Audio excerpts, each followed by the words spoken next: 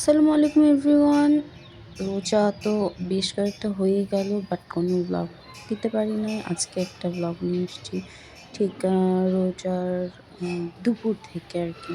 ফার্স্টেই এই সুন্দর পাখি আর বাদামি ভিলেজ দিয়ে শুরু করছি আজকের ভিডিওটা। সো কেমন কাটলো সকলের এই কয়টা রোজা? দেন এই তো হচ্ছে আমার বিধ্বস্ত অবস্থা, আমি প্রচণ্ড সিক। তারপরে রান্নাঘরে গিয়ে দেখি বাসায় বুন্দিয়া বানানোর কাজ চলছে। আসলে আমাদের সকলেরই উচিত রোজার মধ্যে যেসব খাবারগুলো খাই আমরা, যিনি বাঙালি হিসেবে তো রোজা মানেই পেঁয়াজু, বুন্দিয়া, বেগুনি, আলুর চপ, এসব অনেক রকমের খাবার। সো এগুলো বাসায় টাটকা তেলে ভেজে খাওয়াটা I think much better than বাইরে থেকে কিনে আনার থেকে। সো এখানে যে চলছে বুন্দিয়া বানানো, দেন এটার পরে একটা করে আরও প্রসেসিং চলছে। এখানে চলছে একদম বেশি করে ধনিয়া পাতা, পেঁয়াজ দিয়ে, ডাল দিয়ে পেঁয়াজু।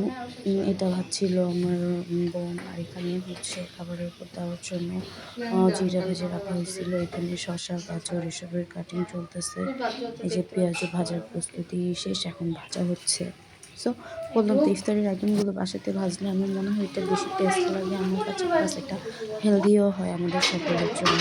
দেন এখানে পেঁয়াজু ভাজা কমপ্লিট। এখানে ফ্রুটসগুলো কেটে নেওয়া হয়ে গেছে, পেয়ারা, শসা, তারপরে ক্যারট এগুলো। এখানে হচ্ছে পটল ভাজার প্ল্যান চলছে। ইনশাআল্লাহ আই থিঙ্ক আমাদের ইফতার শুধু শেষ করে শুধু রান্না করে রাখা যাতে ২-৩ দিন মা পর হলো খাওয়া যায় আর কি।